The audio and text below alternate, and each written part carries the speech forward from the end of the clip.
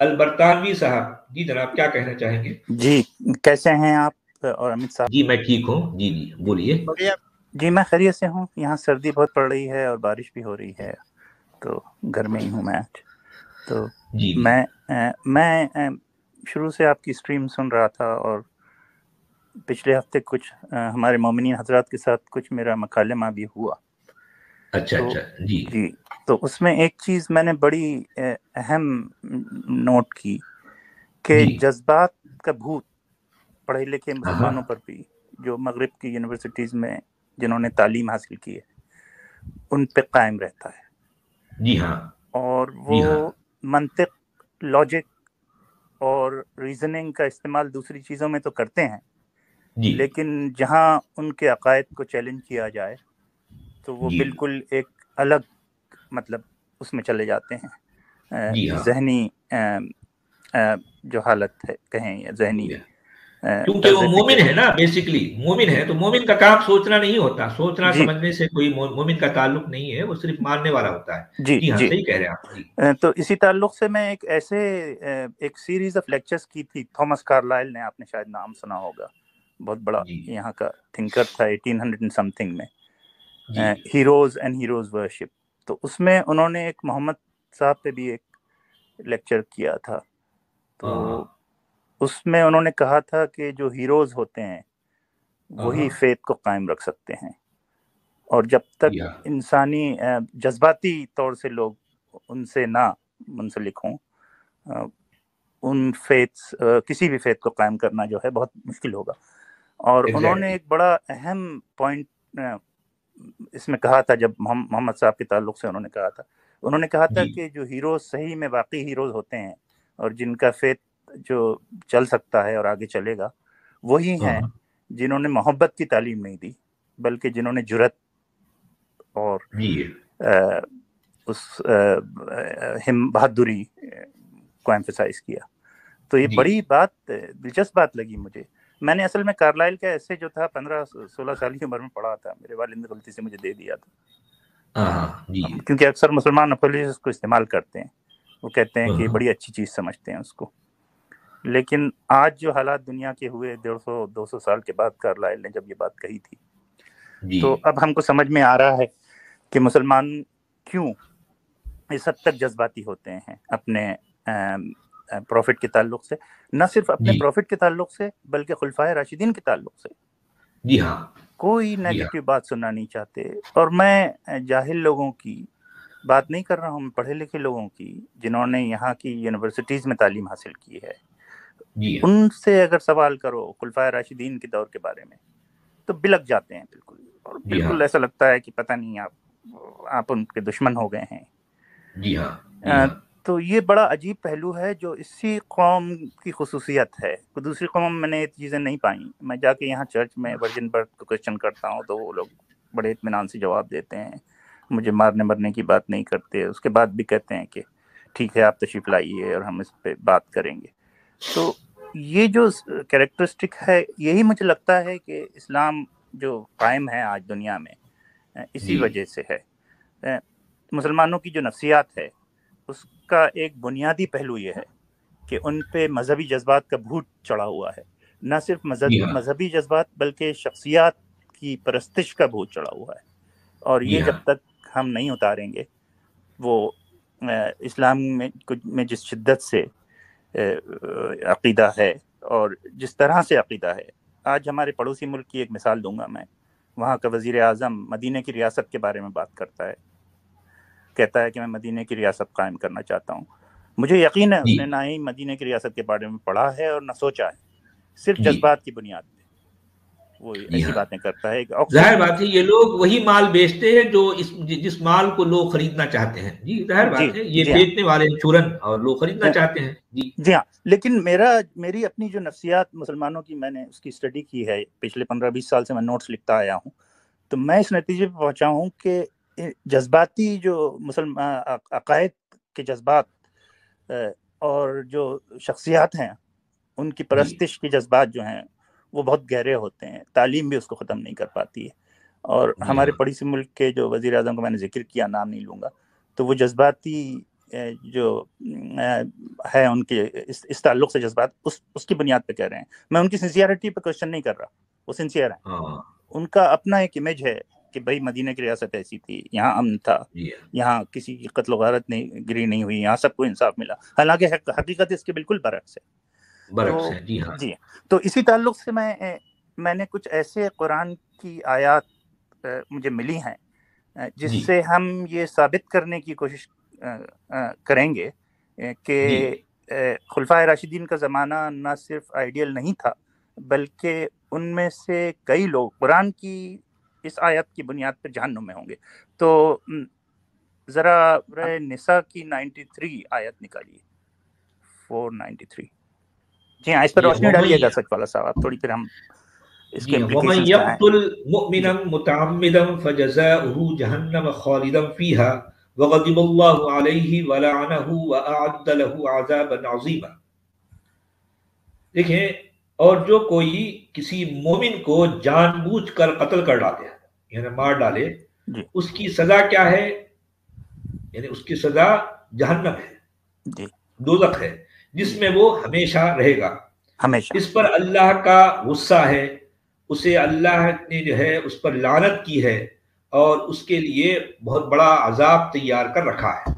جی جی اب میرا سوال مومنوں سے یہ ہے جی کہ حضرت علی اور حضرت عائشہ کے درمیان جو جنگ ہوئی تھی تو جی اس میں انہوں نے کیا کیا تھا؟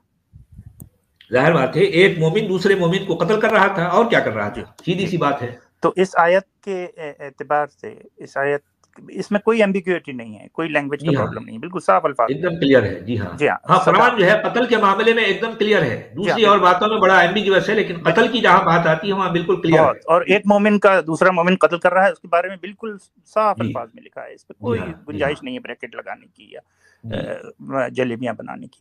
تو جی میرا ہاں سوال مومنوں سے یہ ہے، جی اور مومن، مجھے امید ہے مومن سن رہے ہوں گے، کہ اس آیت خدا کی لوح محفوظ میں لکھے ہوئے قرآن کی اس آیت کے مطابق جی آپ کے پروفٹ کی بلوڈ وائف جی جی اور ان کے داماد جی حضرت علی اور حضرت عائشہ یہ آج کہاں ہوں گے؟ جی ہاں، اور ان دونوں کو ماننے والے سب کے سب مومنین ہیں، وہ کہاں ہیں؟ جی ہاں اکارڈنگ ٹو دس آیا جو ہے جی ہاں وہ بالکل. ہمیشہ ہمیش کے لیے جہنم میں ہے، ان پر اللہ کی لعنت بھی ہے، اللہ کا غصہ بھی ہے، جی اور جو ہے وہ ان کے لیے اللہ نے ایک بہت بڑا عذاب تیار کر رکھا ہے جی اور اس آیت کے انوسار. جی ہاں جی بالکل. تو میرا دوسرا سوال پھر یہ ہے کہ کیا تم ایسے لوگ جنہوں نے خدا کے الفاظ کو نہیں مانا جی اور جو جہنم میں ہیں اور ہمیشہ جی ہمیشہ جہنم میں رہیں گے، کیا جی ہاں تم ایسے لوگوں کی لکھی ہوئی اور بولی ہوئی چیزوں پہ یقین کر سکتے ہو؟ ظاہر بات ہے یہ سوال بھی بڑا ویلڈ ہے، جی اس پر غور کرنا چاہیے مومنین کو. جی بالکل صحیح ہے. جی ہاں. تو آپ تھوڑا سا کچھ مگر اس کے بارے مومن میں تو بولیے. ہوتا ہی ہے غور نہ کرنے والا نا، بھی مومن تو ماننے والا ہوتا ہے، مومن جی کا غور و فکر سے بھلا کیا تعلق. جی جی تو میرا سوال یہ ہے سچوالا صاحب کہ اگر ہم اس قسم کی آیات ڈھونڈ کے نکالیں جی تو کیا اور اسلامی تاریخ سے جو مسلمان ہم کو پیش کرتے ہیں جی اور جس میں جذبات کا بہت اہم رول ہے، خاص جی طور سے ان شخصیات کے تعلق سے، خلفائے راشدین جی کا دور، سنہرا دور، آپ نے سنا ہوگا، ہم تو بچپن سے جی سنتے آئے تھے. جی ہاں تو کیا یہ طریقہ کار کارآمد ثابت ہو سکتا ہے کہ ان پر، مسلمانوں پر سے یہ جو بھوت ہے، جو جس میں کہوں گا کہ شخصیات کی پرستش کا بھوت، اسلامی جی دور، بہت اہم دور کی خلفائے راشدین کے زمانے کی خاص طور سے، جی ہاں کیا یہ اتارا جا سکتا ہے خود قرآن کے ٹیکسٹ کے ذریعے؟ تو یہ ہاں میرا ہاں سوال ضرور اتارا، کیوں نہیں اتارا جا سکتا. ہے. جی ارے بھائی قرآن کے ٹیکسٹ کی بیس پر خود اللہ کا بھوت اتارا جا سکتا ہے، خود محمد کا، جسے مسلمانوں نے اپنا منہ بولا نبی کہہ رکھا ہے، اس کا بھوت اتارا جا سکتا ہے. تو جی دوسرے لوگ کس کھیت کی مولی ہیں؟ جی بات تو ہے، بالکل. صحیح کہہ رہے ہیں آپ، بالکل صحیح ہے، جی ہاں. آپ کی بات ویلڈ ہے. جی جی جی ہاں تو میں مسلمان مومنوں سے، بہنوں اور بھائیوں سے درخواست کروں گا کہ اس آیت پر غور کریں اور سوچیں، جی ہاں اور کم سے کم یہ سوچیں کہ ہم جو خلفائے راشدین کے دور کو سنہرا دور کہتے ہیں، وہ کیوں کہتے ہیں؟ جی یہ ہاں جذبات کی وجہ سے کہتے ہیں. یہ جی ہاں آسمانی کتاب کی تفسیر کے تحت نہیں کہتے. یہ جی ہاں اسلامی تاریخ. بلکہ یہاں پر میں ایک پوائنٹ یہ بھی جوڑ دوں کہ جسے خلفائے راشدین کہا جاتا ہے، جسے خلفائے راشدین کا زمانہ کہا جاتا ہے، ایسی اس طرح کی یعنی یوں سمجھیے کہ من گھڑت باتوں کا قرآن کے ٹیکسٹ سے کوئی تعلق نہیں ہے. جی آپ سمجھے، خلفائے راشدین قرآن میں نہیں ہے، خلفائے راشدین سے جڑی ہوئی باتیں قرآن میں نہیں ہیں. اگر آپ ان باتوں کو مانتے ہو تو قرآن کی ایسی آیتوں کے مطابق، قرآن کی ان آیتوں کے انوسار تو وہ خلفائے راشدین جسے آپ کہہ رہے ہیں علی ہے یا عائشہ ہے، وہ تو جو ہے اللہ کی غضب، اللہ کی لعنت اور ہمیشہ کے لیے جہنم میں ہے. بھئی یہ باتیں ہم نہیں کہہ رہے ہیں، قرآن کا لکھنے والا کہہ رہا ہے. جی اکارڈنگ ٹو قرآنک ٹیکسٹ. جی ہاں بالکل بالکل. تو سچوالا صاحب پھر میرا ایک سوال اور ہوگا اور پھر میں دوسرے کسی مومن کو یا دوسرے کوئی صاحب انتظار کر رہے ہیں کہ اگر یہ نہیں ہے قرآن میں یہ تمام چیزیں، تو جو مدینہ کی ریاست کا بھوت ہے مسلمانوں کے ذہن پہ، پڑھے لکھے لوگ مسلمانوں پہ، وہ کہاں سے آیا؟ تھوڑا سا اس پر یقیناً یہ بھوت ہی تو ہے، آپ نے خود کہہ دیا یہ بھوت ہے، اور بھوت کو اترنا چاہیے، ورنہ بھوت تو ہمیشہ ہر چیز کو جو ہے تباہ کر دے گا. جی وہ آیا کہاں سے؟ لیکن میرا سوال یہ ہے ان کے ذہنوں. اب ظاہر بات ہے اس طرح کی ادھر ادھر کی اوٹ پٹانگ کتابوں سے آیا، جس میں جو ہے مسلمانوں نے اپنے آپ کو بڑا ترم خواہ بتانے کے لیے خلفائے راشدین یا ریاست مدینہ جیسی باتیں لکھی، تراشی بلکہ گھڑی، اور لوگ اس کو مانتے رہے. ان کے ملاؤں نے ان سے منوایا اور یہ سلسلہ چلا آ رہا ہے صدیوں سے. بھئی یہ دور، خاص طور پر میں اپنے پلیٹ فارم پر یہ ان باتوں پر ہی تو سوال اٹھاتا ہوں نا. جی اور یہی وجہ ہے کہ علماء کسی اور سے نہیں بلکہ سچ والا سے بڑے خوف زدہ ہیں. ان کو صرف اور صرف خطرہ ہے سچ والا سے، سچ والا کی آواز سے. ان کو کسی اور سے اتنا خطرہ نہیں ہے، اس لیے کہ میں ان مولویوں، ان ملاؤں، ان علماء کا کے گھروں کا بھیدی ہوں ان کے اندر کی بات کرتا ہوں، اس لیے وہ مجھ سے خوف زدہ رہتے ہیں. جی ہاں چلے صاحب، بہت اچھا لگا آپ کی. جی بس ایک پوائنٹ میں اور مینشن کروں گا، ابھی ذہن میں آیا کہ آپ کا جو آرگیومنٹ ہے کہ عباسی دور کی کریشن ہے یہ پورا اسلام، تو اس کا ثبوت اس سے ملتا ہے کہ ارسطوٹل کا جب انہوں نے ٹرانسلیشن کیا عربک میں اور اس کی آئیڈیاز آئیں اور تھوڑا سا ان میں سسٹمیٹک تھنکنگ کے پیٹرنز آئے عربوں میں جو پہلے نہیں تھے، تو اس میں ارسطوٹل کا ایک بہت امپورٹنٹ کانسیپٹ ہے میگنانیمس مین. تو وہ میگنانیمس مین کا کانسیپٹ جو ہے وہ مجھے لگتا ہے کہ انہوں نے محمد صاحب کے لیے یوز کیا اور ان کی پرسنالٹی کو کریٹ کیا. ظاہر بات ہے جسے مسلمان اپنا نبی کہتے ہیں وہ اصل میں کئی شخصیات کے مجموعے کا نام ہے، یہ کسی ایک شخصیت کا نام نہیں ہے. جی یہ ساری جو پراپرٹیز، جو کوالٹیز بتائی جاتی ہیں مسلمان اپنے نبی کے بارے میں، یہ ساری باتیں جو جوڑتے ہیں، ایسا کوئی شخص زمین پر کبھی بھی نہیں گزرا، کبھی بھی نہیں، کہیں بھی نہیں. جی ہاں. تو آپ کے خیال سے یہ بھی انہی کا کریشن ہے؟ ہاں ساری کریشن ہے. جی ہاں صحیح بات ہے بالکل. اور یہ ان کا مسلمانوں کا منہ بولا نبی قرآن سے ثابت نہیں ہوتا. جی ہاں بالکل.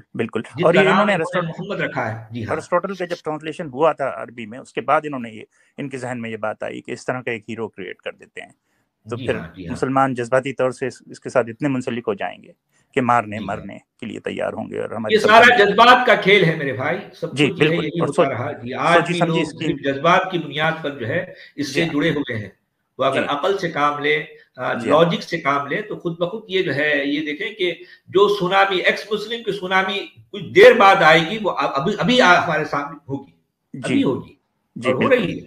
جی چلیں، بہت بہت اچھا لگا آپ کی باتیں. بہت شکریہ سچوالا صاحب، جی جناب، آپ سے گفتگو کرنے کا مجھے موقع ملا.